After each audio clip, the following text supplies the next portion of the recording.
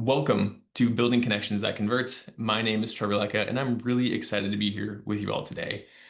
Over the next 45 minutes, we're going to be talking about something that I know is really frustrating for a lot of small businesses, which is why prospects seem excited during consultations, and then they might just disappear sometimes, or they leave you that dreaded, let me think about it response that feels impossible to follow up on. Those are some of the main topics we're going to be kind of tackling here today. And this is a really common problem for small business owners.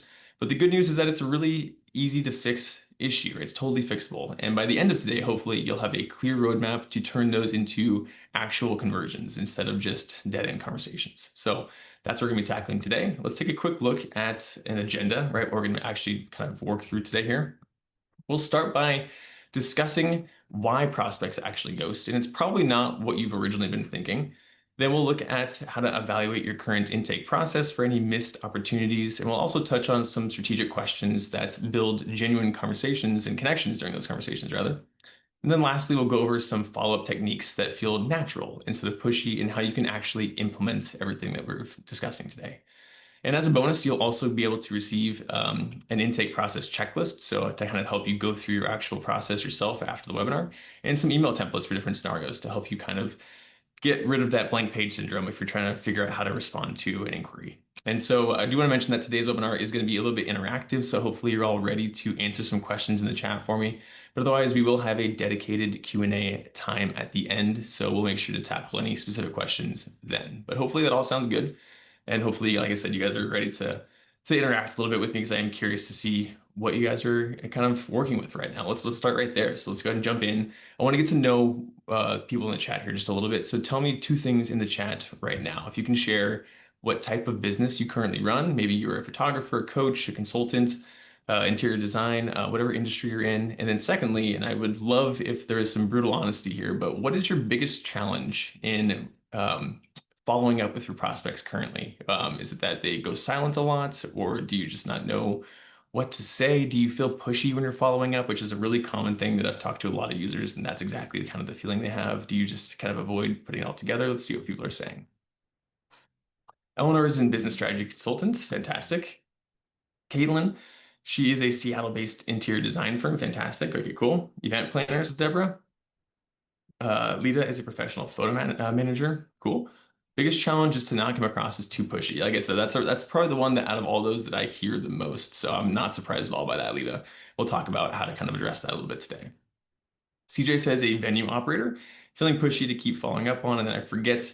Oops, sorry, the chat's scrolling too quickly. And then you forget because you are trying to not feel pushy, I think. It keeps scrolling up on me. Too much is going on, says CJ. Yes, got it. Fantastic responses, everybody. I see a lot of people saying too pushy, and that definitely makes sense. Leah says she's having trouble going from the initial contact to cold contact, and then from there, usually it's okay, which is interesting. Prospects saying that they don't, that they want to think about it and they don't respond to meeting follow-up offers. That's definitely a really common one too from Eleanor. Fantastic. Thank you all so much for all those really handy dandy insights into what you're currently working with. And that definitely matches kind of what I was thinking about when I was working through this presentation, because those are definitely some of the most common issues that small business owners run into all the time. And that's exactly what we're here to address. So hopefully this webinar will be really helpful for you. But thank you all for all of your responses there. That's super helpful. So let's kind of dig into it a little bit. Let's just kind of start at the top. Let's take a look at what I would call the hidden problem, right? Discussing why prospects actually ghost. And what I used to hear a lot back when I was doing customer care calls here at Dubsado was something like, my prospects love me during my consultations, but then they just suddenly vanish, right? And maybe it's my pricing, that's why they're vanishing. Or they must have found a different service provider who's just better, that has more experience. Or maybe they offer better services than I do, or something along those lines. But the thing is, it's not usually that, right? It might be surprising, but it's usually none of those things is going to be the final decision maker for your clients. So I'm not saying that those items are not important. They certainly are, right?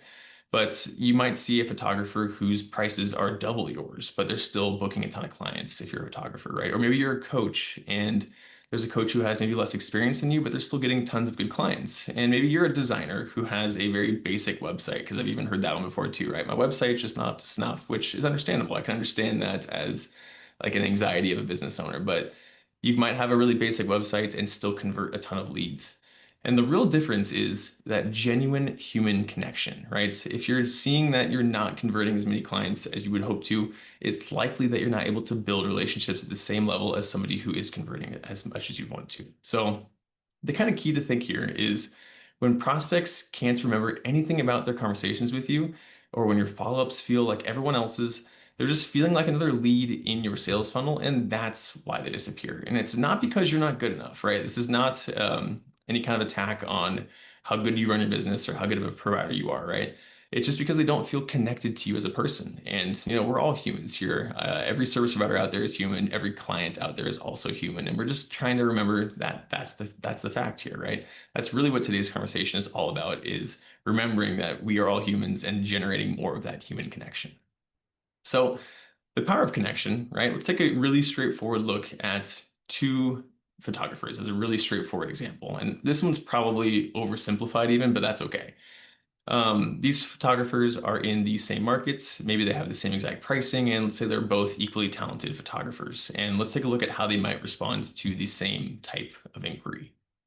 Photographer A sends, "Thank you for your inquiry. Here's my pricing. Let me know if you have questions." Which, like I said, that's probably even slightly too generic even for a sample, but hopefully you get the idea, right? A very generic follow-up.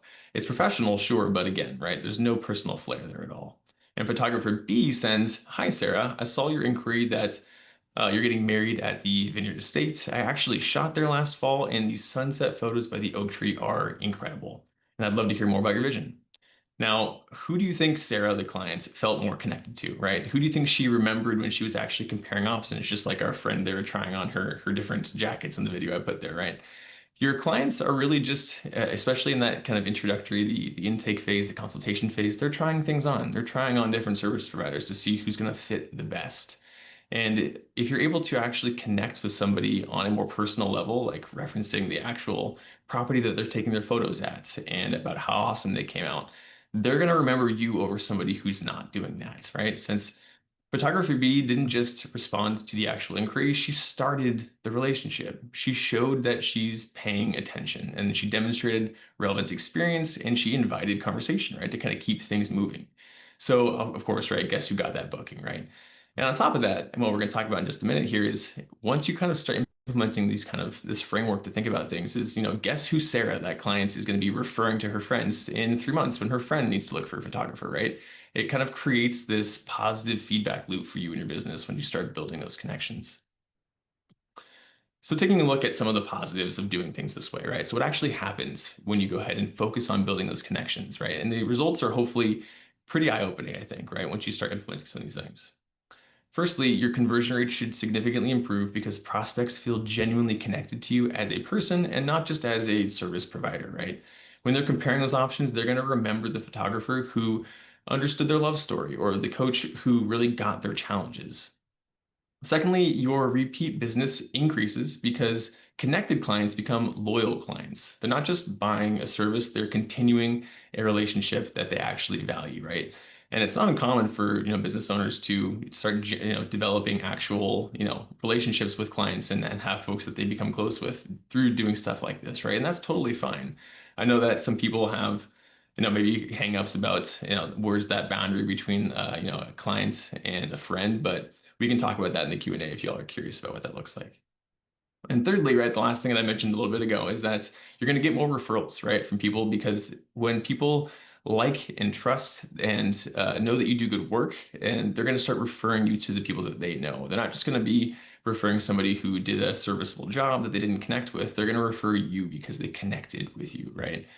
Um, it's something that can't be understated as far as actually building those referral bases, right? People who actually trust and like your work, but actually like you as a person and like that you listened and paid attention to them.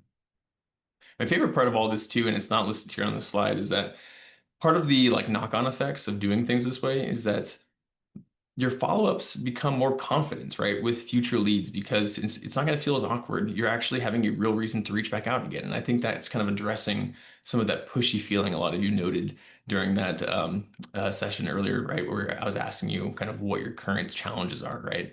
Instead of just going from just a checking in follow-up, you're actually generating a genuine conversation about things that matter to your clients. And when you're collecting some of that personal information, those personal touches, it makes that so much easier than that awkward feeling of like, I know I need to reach back out again, but I don't know what to say, right?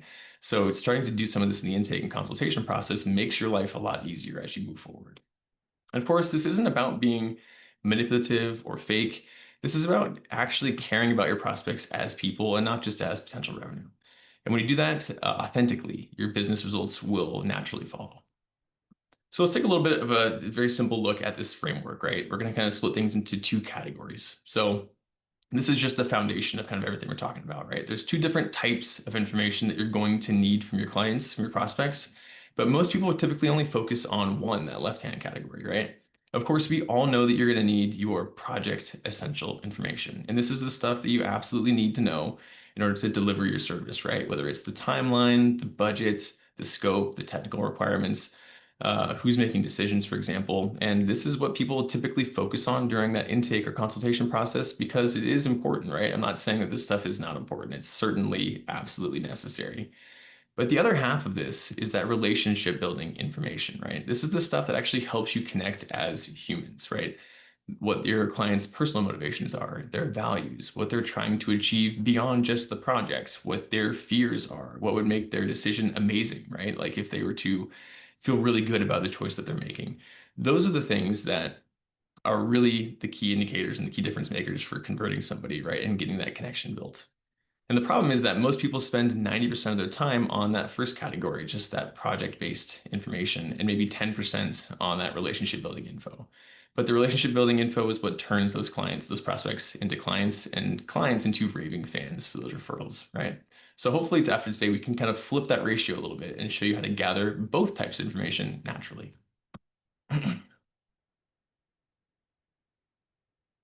All right. So let's take a quick look at some common mistakes. And again, this is kind of reiterating what we were just talking about, but I see this a lot again, right? Back when I was working more in a one-on-one capacity here at Dipsato, I would see this sort of thing all the time going through people's workflows and kind of talking about what their emails look like. But firstly, you might be asking only project specs, right? Like what's your budget? What's your timeline? What deliverables do you need?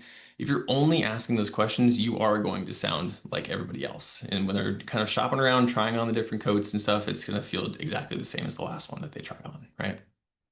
Secondarily, you might be sending robotic confirmation emails, just like that example we showed earlier, right? Thank you for your inquiry. I'll be in touch soon.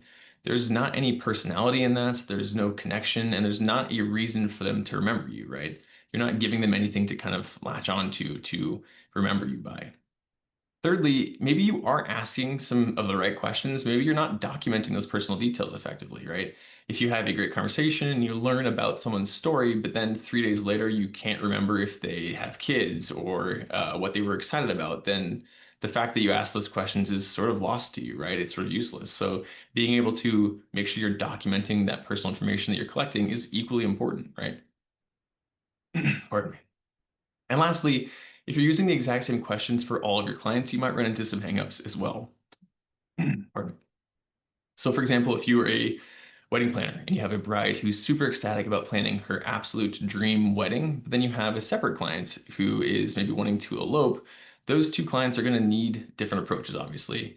And it can be really tempting, especially with systems like Dosada, to have a workflow in place, maybe, right, where you have it automated out and you're trying to just have everyone kind of on the same track. But differentiating those two different services is obviously going to make a huge difference as far as the questions you ask and the type of connection you're going to go ahead and build. So making sure that you're using unique questions for your different clients if need be. And of course, the results here is that your prospects will just feel like they're just another number in your system if you're doing all these mistakes, right? When people feel like numbers, they act like numbers.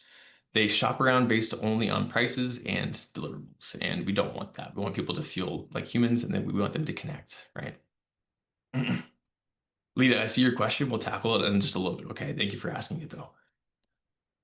So let's take a look at beyond those project details. So what can we do to kind of augment just those project details and kind of expand beyond that, right? Here are some examples to make those intake questions better across a couple of different industries. So let's say that you are a photographer, right? And instead of just asking about maybe your location or the guest count, you can ask, what's the story of how you met, right? Or what are the moments that make you most excited to have them captured on film? And suddenly you're not talking about logistics anymore. You're talking about love and memories. And that's a more emotional piece to get into, but you're still obviously gaining information about the clients and about the work that you're going to need to do together. Or maybe you are a business coach and, don't just ask about revenue goals then, right? So you can ask, what does success look like to you personally? Or what would you change in your life if this problem that we're talking about was solved? Because now you're talking about their dreams and their fears. And those things are so much easier for clients to latch on to and remember than something just like asking, hey, what's your budget essentially, right? Lastly, if you're a designer, you can move beyond just style preferences, right? You can ask maybe, how do you want people to feel when they see this? Or what's your design nightmare, right? Trying to see the opposite end of the spectrum, right? Like, what are you really afraid of? Because now you're understanding their mix of emotions, their anxieties. And hopefully you can really tell the difference between the first questions that we are looking at and some of these better examples here, because the questions get you sort of the same practical information, some of that same information you're going to need no matter what you're doing, but they also reveal the human being behind the project. And that's what you'll need to use to build that connection and create follow-ups that actually matter to your clients. So I know I've done a lot of talking. Let's take a quick little break here, a quick little exercise. I'm gonna ask you all to get those typing fingers out and ready to go again. But I want you to think about your last 3 interactions, whether that was a consultation, a discovery call, or even just an email exchange. But for each one of those, maybe you probably just pick one that stands out to you. What personal details did you learn about them? What motivations did you discover beyond, just the project information? And how much of their story do you actually remember? And that's kind of another key piece there as well, right? I want you to be honest. If you can't, remember too much about the clients you were talking to about the, beyond the project specs, then maybe we're kind of highlighting an issue that you're seeing here, right? And that's what we're trying to fix. But go ahead and drop in the chat right now if you have some time. I'll give you guys a minute to go ahead and think about some of your recent interactions and think if you can come up with some personal details that you did actually learn, or any motivations you discovered, or just some actual insights. Because I think thinking about those kind of things will help kind of kick into gear the kind of muscle we want to build right now. Deborah says she learned how the couple met and the proposal story. Nice, fantastic.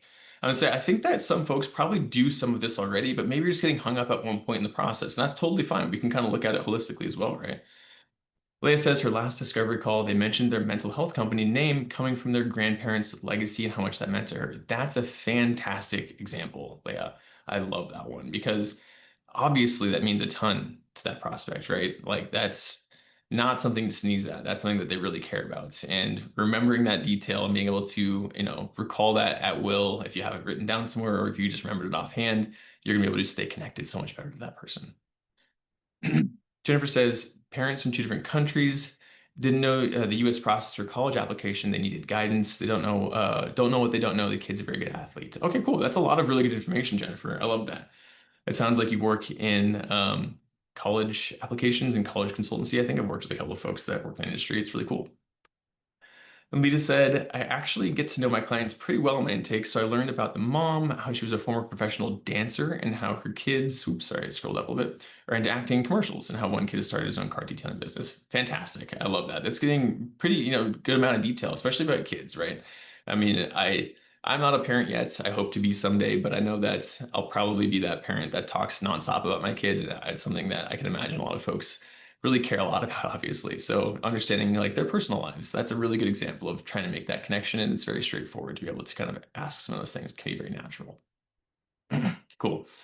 Thank you all so much for sharing those. I think those are really good examples. And it sounds like a lot of you are doing some of the right things already, which is a fantastic news to hear from me. But like I said, hopefully what we're talking about here today is just kind of framing this in a way that's easier to kind of think about objectively, because some of this is human nature. Some of this is secondhand where you're just like, yeah, of course I would ask about XYZ. But realizing how important it actually is in the business process that you're trying to create here is another step forward from being able like, okay, I'm just going to ask someone some questions right now. So thank you all so much for sharing all those things. I really appreciate that. All right. So let's move on to kind of thinking about this process kind of linearly, right?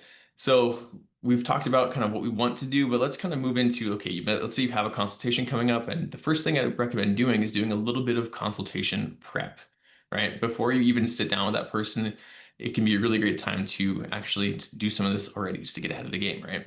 Now, you might consider before consultation taking maybe even 15 minutes, right, to do a little bit of research. And I know this is going to sound a little bit funky, but It's not stalking, just a little bit of research is all I would say, right? And we're in a very connected day and age. Most people have something out there about themselves, but you could check out their website if they have a website listed, right? Their social media, their LinkedIn can be a great place to look. What industry are your clients in, right? Have they won any recent awards, or did they just move offices or launch something new? And it's just looking for, something that you can relate to or remember to later on during that conversation that you're going to have with them. Using something like LinkedIn, you can look for mutual connections, right? Do you know who referred them? If you're using a subtly capture form, you can have that project tracking on there. You can see very easily if it was word of mouth. That might tell you, hey, I want to go look at their LinkedIn to see who I know from them, right? That'd be a great place to start. Do you know anybody in common? And that's really easy way to have an instant connection. Like, hey, you know Jane? That's awesome, right? Like that's a really easy way to kind of get that foot in the door to make sure it's a human connection. And then lastly, you can pay attention to their communication style. And this is something that I think is super underrated personally. But are their emails formal and professional, or are they casual and friendly? Do they like to use emojis, exclamation points? Are they very serious? And I think that matching someone's energy can go a long way as far as building that connection as well. I remember reading a study a long time ago. I apologize that I wasn't able to find it for this, but it was saying essentially just that, which is that if you are actually able to mimic someone's conversation style via text or via email, that they're more likely to like you. And I think that's just simple, human mirroring DNA. It's in our DNA to kind of enjoy things that we see in other people, right? So that's a little bit of being crafty with how to build these connections. But if it's someone that otherwise don't know, you don't have a mutual connection with, this can be a really simple way to make it a little bit easier to build that connection too. So just the entire goal of this is to start the consultation already knowing something about your prospects, right? That's going to immediately allow you to stand out from the crowd. So for example, you can say, hey, I saw on LinkedIn that you're launching, from a new location now. That must be really exciting. So congratulations. And boom, you're not just another vendor at that point. You're somebody who pays attention. And again, right, there's definitely a line in the sand between, mentioning something like that that's publicly visible, that's, hopefully they wouldn't find odd that you knew that, but I trust that everybody here would have the gut check ability to know what is probably safe to mention to them that you found out about them versus something that's maybe a little bit too intrusive, right? So obviously use your best judgment with this. But the goal here is not to impress your client saying like, oh, look how much I know about you, right? But just to show that you're genuinely interested in them as a person, because at the end of the day, they're just a person too, right? Cool. So Caitlin says that she asks for Instagram accounts or Pinterest boards, and then she can speak on any connection. That's a fantastic way to do it, Caitlin. That's a really good point. I love that. Really, really great. So this is kind of the meat of it right here. I think that these golden questions is a really great place to start if you're going to do nothing else, right? Once you've done your research and you're in your consultations, this is the moment of truth where you're actually getting to ask these right questions, right? And here we have three different questions where I'm kind of swapping like, one option for another option to kind of change your consultations completely. And it's very straightforward, right? So the first one here, what's your budget? Straightforward, you need to know that. But instead of asking that, you could ask, what's driving the investment in this project right now, right? The first option, what's your budget, is going to put people on the defensive. Not everyone's going to enjoy talking about their money situation right off the bat, right?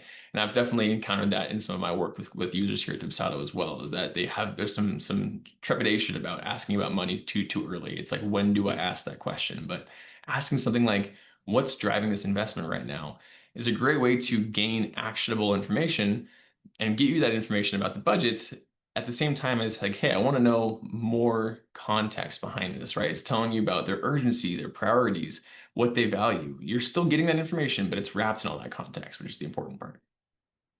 The next one, which is, when do you need this done? Of course, you need to know that as a service provider, but you might ask instead, right? What happens in your business or in your life when this project is completed, right? And now you're getting to understand the actual impact and the importance of the work that you're doing for them instead of just the deadline, right? I think that understanding how and why something is important to your prospects is equally as important as knowing just when it needs to get done. And the fact that you're asking that question is going to let those people know, like, hey, this person's going to care more than someone who just wants to get it done on time. Then lastly, we have any questions for me, right? Which, you're finishing up your consultation. You want to know if they have any open-ended questions. And of course, a great question to ask, right? It shows that you at least care about if you didn't address something with your client. But instead of asking that, you could ask, what would make this the best decision you've made this year? Which is sort of an unusual question, right? I would never think to phrase a question that way necessarily until I started thinking about like how this sort of interaction can take place. But getting them to think about the success and the outcomes instead of just the features and the benefits can be a great way to prompt further questions, further investigations, because you might gain more knowledge about the actual project itself or gain more knowledge about the person you're working with by asking a question like that. So hopefully you can see how these questions get you the same practical information, but they also reveal motivations, fears, dreams, and values, because that is the gold mine of relationship building material, and that's really what we're after. So part of this is active listening, right? And this is going to sound a little bit rudimentary, but it is important, right? While we're actually having these consultations is to make sure that we are paying close attention and then recording this information, right? It's half the battle to ask these good questions, but you need to know that you're listening. You need to make sure that you're listening so that you're not losing, the like water through your hands. If they're giving you that gold and you're just letting it slip, we got to make sure we're paying attention to it. So we want to first listen to emotional language. So when they say, we're so excited about this, or I'm nervous about making the wrong choice, and that's relationship information, right? Write that down. Even if it doesn't feel super pertinent to what you really need to know in that moment, you still want to know about those motivations there, right? You'll also listen for value statements, right? So if they say something like quality is everything to us, or we want something authentic, these tell you what matters most to them. This is how you can customize your follow-ups, right? Kind of peppering in those things that they mentioned during your consultation. You can listen for pain points, right? Our last designer didn't understand our vision, or we've been burned before. And these are fears, right, that they're telling you that you're going to need to address to hopefully win their business. And they're also opportunities for you to differentiate yourself, right? If you're paying close attention to the things they're telling you that they are scared about, and you're able to effectively address those things, and maybe even reference them later on when you guys are having a more in-depth conversation about something specific in the project, they'll know, hey, this person was really paying attention to me, and I feel confident with this service provider, right? That's going to make them feel really good. And lastly, you can listen for those personal details like we were talking about here in the chat just a moment ago, right? If they, volunteer information about their kids or their hobbies, recent moves, celebrations, just anything that makes them human, because we all have events like that happening in our lives, no matter what, right? Anybody you've worked with in a professional capacity, maybe you don't know anything about their lives beyond just the work that you're doing, but I guarantee you they have stuff that's happening in their lives, right? They had a kid graduate from college recently, they had a move, they had something. And paying attention, if they slip some of those things in there, can make a big difference because it shows, like I said, that you're paying close attention. And the key to all this is that you're just writing this stuff down, right? However you want to do it. Don't just trust your memory, but make sure that you are recording this information somehow. And of course, there's a variety of ways to go ahead and catalog or record this information, and it's entirely up to you how you want to go ahead and do it, right? Some of the simple, straightforward stuff, you can use something like a Dubsado smart field, right? Or a custom map field to record personal information that you want to retain. Of course, you could use something like the notes area in a project to also just type out simple notes while you're on a consultation call, super easy. Or you could even do something like a two-column system, very similar to that slide I showed a little bit ago, which was, hey, I want to actually write down all of my project necessary information because I definitely need to know that. And then on my right-hand column, I can write down all the personal stuff that I'm pulling out of what they're telling me, because sometimes looking at it in that kind of bifurcated columnar format, right, can be a really easy way for you to then go back and pick out like, hey, okay, they said they had a birthday on this day or whatever it is, right? You don't have to dig through your entire set of notes just to find that one little piece of detail if you do actually have it split up. So that can be a really simple way to do it too. But again, there's no wrong answer as far as how you go about doing this. Just make sure that you are recording this information somehow, some way, so you can use it down the line. During your consultations, your prospects are giving you everything that you need to build this relationship. You just need to pay attention and you need to capture it. All right. So now let's talk about timing your follow-ups, which is another one of the biggest areas where I see people making mistakes. And that really can be described simply as following up on your timeline and not following up on their timeline. And this is a big one because, again, like I mentioned a little bit ago, systems like Dubsado exist everywhere nowadays, where we're trying to automate as much as we possibly can, and it's super tempting to have one-size-fits-all follow-up strategies, which, like I said, I've talked to many users who kind of fallen into this trap, I think. But it's really easy to think about your prospects as kind of three different kind of categories, which would be, if they're an urgent project, they kind of came out of the woodwork and they need something done soon. Maybe they have a planned project, which is a little bit more, further out in time, or maybe they're just kind of kicking the tires and they're in the exploratory inquiry, right? They're just kind of taking a flyer, right? Kind of divide your prospects into those three groups. We can kind of take a look at how you might think about following up with these people as opposed to just a one-size-fits-all strategy. So for example, if someone is more of an urgent project, they say that they need something, they need to make a decision by Friday because they're launching something on Monday, makes sense. You're going to follow up with them probably as soon as you possibly can if you can, accommodate that timeline, right? It's definitely an urgent request. Use your best judgment, right? If someone's asking you to do something as soon as you can and you can do it, if you're someone who's looking for new business, fantastic. Follow up as soon as you can. You don't need to wait, don't even need to wait 24 hours, right? I've seen some folks be like, well, I don't want to, email them too soon after the consultation. No, I mean, if they say they're trying to move forward as fast as possible on this, use your best judgment. You can follow up with them as soon as you want to. But let's compare that with if someone's maybe planning a wedding next October and you met them in January and you're talking to them in January, you probably don't want to pester them every single week, right? Like the standard 1 week follow-up, 2 week follow-up, 1 month out follow-up is probably not a good call for somebody in the situation. And I'm guessing most folks who are in maybe the wedding industry have already figured that out, right? But the key here is we want to understand what their timeline looks like because somebody who has a October wedding that you're talking to in January, you're going to have a variety of prospects, timelines, even within a batch of people who are just doing that, right? Some people are going to move slowly because they have other stuff they got to figure out first, and you're going to have to be a bit more relaxed on it. And other people, even though they're talking to you in January, they're going to want to hear from you at least once a month, right? And that's totally fine too. But the key is we're trying to match their timeline if they're that kind of middle area project. Then that last one, if someone's saying, I'm just exploring options right now, it's good to give them space, but to try to stay on top of mind with some valuable content. We're going to talk about value adds here on the next slide. But the key to all of these things is that we want to make sure that we are listening to what they tell you about their decision-making process, and we're trying to respect it as best we can. When you push faster than they're ready to, you're going to feel pushy. And when you move at their pace, you're going to feel supportive instead of pushy, right? So although a lot of you guys were saying that it's tough to follow with people because you don't want to feel pushy, part of that, aside from the actual content of what you're saying, is the timing, right? Knowing that you are actually meeting the timeline that they have for themselves as best as you can possibly imagine is going to make it easier for you to confidently follow up with that person. And so that you know that you're not actually bothering them with that follow-up. Ask questions like, what does your decision timeline look like? Or when were you hoping to have this figured out? And then follow up accordingly. It can be a really great way to do it, right? Just be upfront with them and ask them exactly, what they could expect. Like I said, don't be afraid to just ask them. But just keep in mind that your timeline is not your sales timeline, or their timeline is not your sales timeline, and you need to respect the difference, right? Just because you know that you want to make some sales does not mean you can push them forward. It's not gonna, you can't force that. So like I said, we're going to talk a little bit about value adding versus just checking in.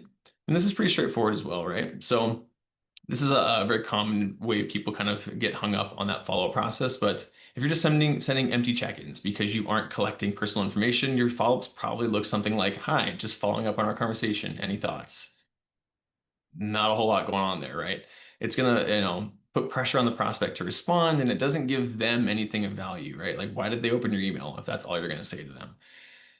Part of that might be that you didn't collect any information about them ahead of time, and that's okay if that's where you're at right now, but we can definitely do better than that, right? So instead of doing that, you could send a value-added follow-up that uses information that you gathered to send something genuinely helpful. So here's an example, right? Hi, Sarah. I was editing photos from another October wedding and got this incredible shot during golden hour that reminded me of your vision. I thought you might enjoy seeing the lighting possibilities of that time of day, right? So basically, we're telling Sarah essentially in this email, hey, I remembered that you really wanted this particular kind of shot.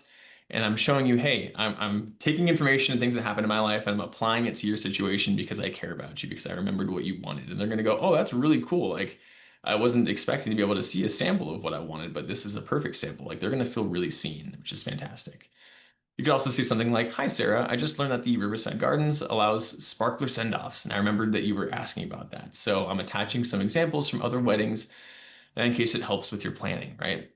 Same kind of situation, just showing that you remembered what they were already talking about. So hopefully you can see the difference here. You're not asking for anything in particular. You're not asking them to give you money or make a decision right now. You're just kind of checking in and you're mentioning to them, hey, I remembered you and I remembered this very specific thing about you, just so you know that I care, right?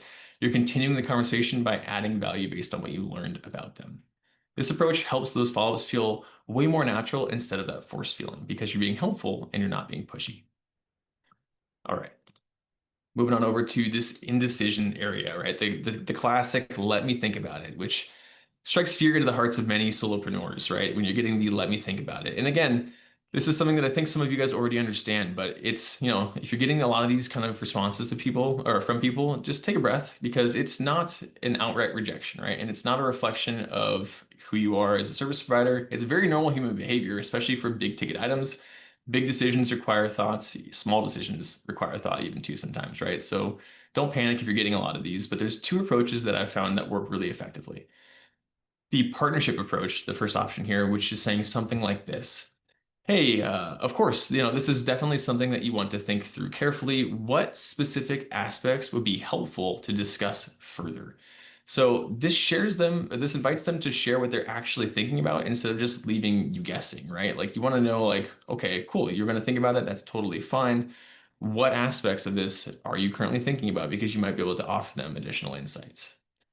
Then conversely, we have the resource approach, right? You can say something like, absolutely, I know this is a big decision. Since you mentioned being concerned about, fill in the blank with something very specific that they told you, I'm sending you a guide that covers exactly that. Take your time. I'm here when you're ready.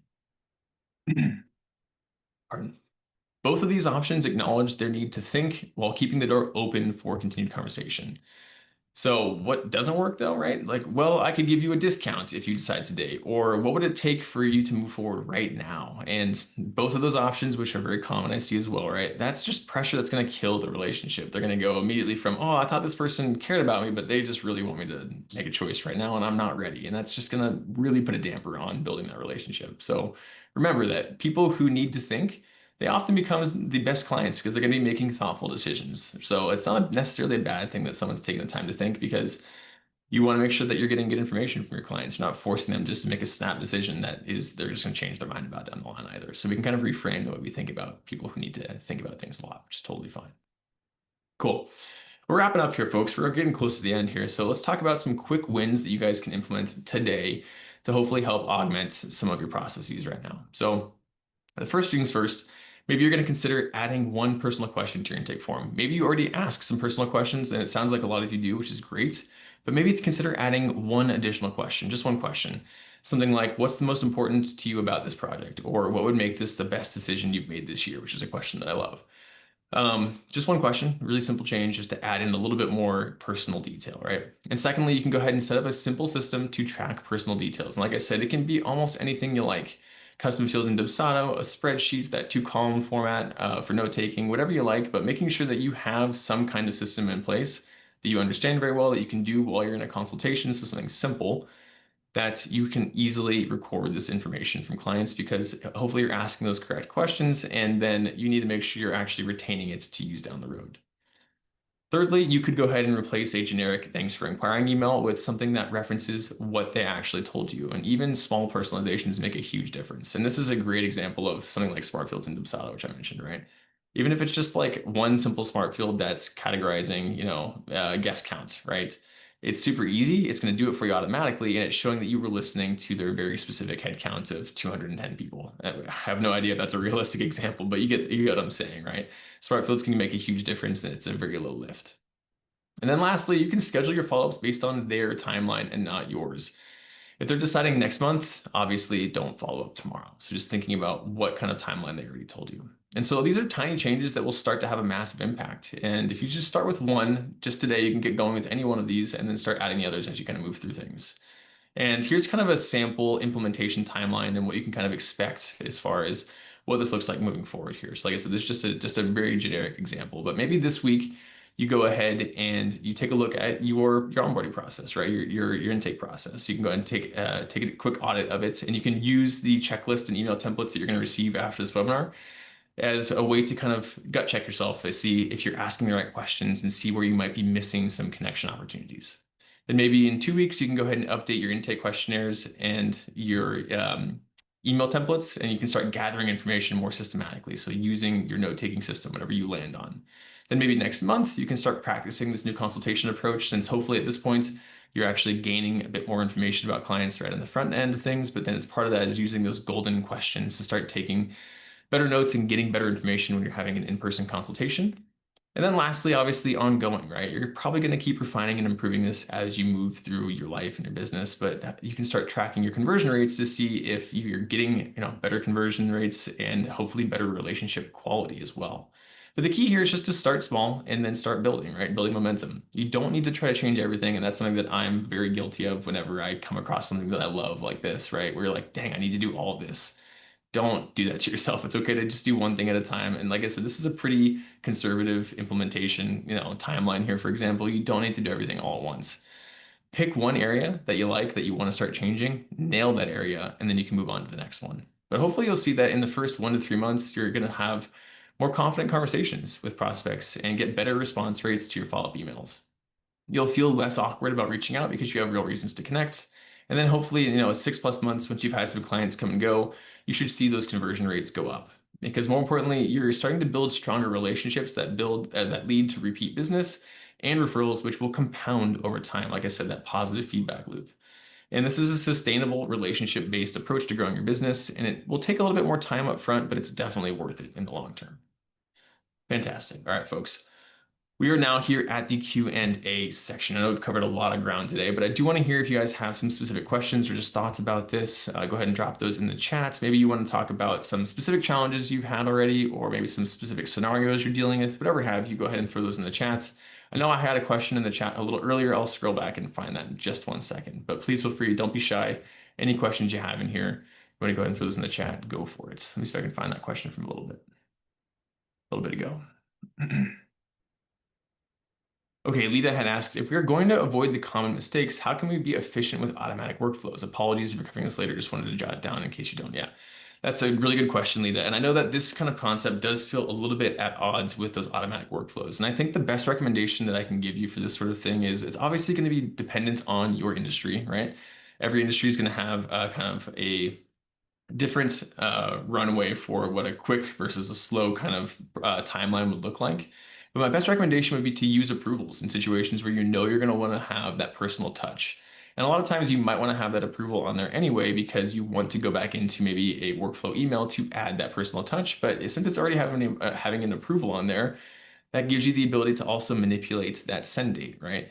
So at the same time as going in there to add in some personal details to your Dubsado workflow, think about when that action is going to send and think about, does that line up with the timeline I think I'm understanding for my clients? That's the best recommendation I can give you, right? Aside from that, it's kind of the differentiating factor of like, okay, I'm gonna have workflow A that's maybe a quicker kind of follow-up for somebody who feels a bit more urgent. And then I might have a very similar workflow that's just spaced out a little bit more, workflow B, for someone who I think is more in that medium term kind of approach. And of course, the timing of those things might be different by a week, might be different by a month. It really depends on your industry, Lita. But hopefully that helps answer your question a little bit. Katie asks, so we can modify an email from workflows after workflow started using approvals? Yeah, totally. So basically in Dubsado, right, once we've applied a workflow to a project, it's going to preload all of that content from your workflow template into that project's copy of the workflow. And it's like I said, the approval's on there so it doesn't just send at the date that you previously had set up. But since it's having that approval on there, even if the original send date comes to pass, you can always manipulate it so long as it hasn't sent yet, right? So those approvals are on there for a reason, giving you that chance to customize the content, but you can also manipulate the send date. You can use relative triggers just the same way you normally would do to try to space it out a little bit more. But if you know, hey, this person said they want to have a decision by end of month, right? And originally that workflow action was supposed to go out 2 days from now. You might just put a fixed date in there and go, cool, I'm going to send this person an email 3 days before the end of the month, right? Just pick that actual date since they told you when they want to have their decision by. So you can easily go in there and manipulate that date field as well, just under that trigger section. Caitlin asks, can you link your new client intake form on a Squarespace website? Yes, you totally can, Caitlin. Dubsado lead capture forms have the ability to be embedded. If you go into your lead capture form, there is a sharing button where you can grab the embed code that will allow you to embed it on your website. And I think that's what you're referencing, right? You say link your intake form on your website there. Yeah, Squarespace should definitely have definitely have an embed element. You'll just copy the code from Dubsado, paste into Squarespace. It should be relatively plug and play. You'll be good to go. Cool. All right. Any other questions, folks? These are really good questions. I really appreciate these questions. These are all really fantastic. I'll give you guys just another second here.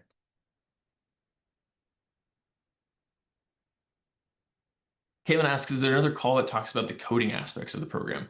Not off the top of my head, we don't have anything that's going to be very specific to coding in Dubsado, but we do have other resources available on our YouTube channel that are going to go into various details about certain things.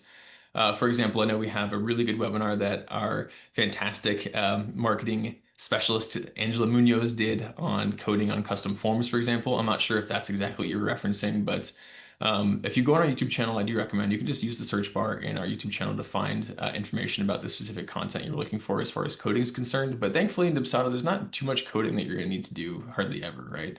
You could use, oh, for domain names. Okay, cool.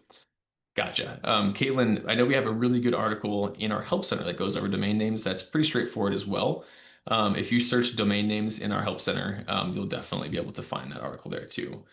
Um, if you still can't find it, then send us a chat and we'll be happy to link it to you, okay? Cool. Oh, Leah said you didn't know there was YouTube. Yeah, totally. If you just search Dubsado, you'll definitely find it. We have a very healthy YouTube channel as far as the amount of stuff that we have on there for topics. There's pretty much everything under the sun has been talked about on our YouTube channel at one point or another, so I would highly recommend it. Cool. Okay, folks, thank you all so very much for those questions. And I think that just about wraps us up for today. So this has really been fantastic. And I want to thank you for bringing your energy and your engagements. The chat was really, really popping off here, which I really appreciate that. But just remember to check your email for your resources, the intake checklist, and the email templates. Those will be in your inbox in just a little bit. But don't let it sit there. Go ahead and pick one thing to implement this week if you can, right? Just one thing. You don't have to tackle everything all at the same time. If you ever have any questions, don't hesitate to reach out to hello@dubsado.com and we'll be happy to assist. But the last thing I wanted to leave you with here was this quote from Seth Godin, which was, people don't buy products or services, they buy relationships, stories, and magic. And I think that's perfectly applicable to our situation right here. It's a little bit cheesy, but I think it's perfect, right? You're not just selling photography or coaching or design, right? You're selling relationships, transformations, and experiences that will matter to people. So when you approach prospects as whole human beings with dreams and fears and stories instead of just potential revenue, everything will change and your business will become more fulfilling. So hopefully that also increases your bank account, but just coming at it from that perspective, I think can be really helpful, right? So start building those relationships today, and your future self and your future clients will thank you in the future. Cool. Oh, Lita linked the YouTube channel there. Thank you very much, Lita. That's very kind of you. Cool. Like I said, thank you all so very, very much for being here today. I appreciate y'all taking the time. I really hope you found this helpful. This recording will be emailed to you as well shortly after the session's done, and you can find it on our YouTube channel that Lita just linked there. Cool. So again, I'm Trevor. I really appreciate y'all, and I'll catch you guys all on the next one. Thank you all very, very much. All right, guys. Bye now.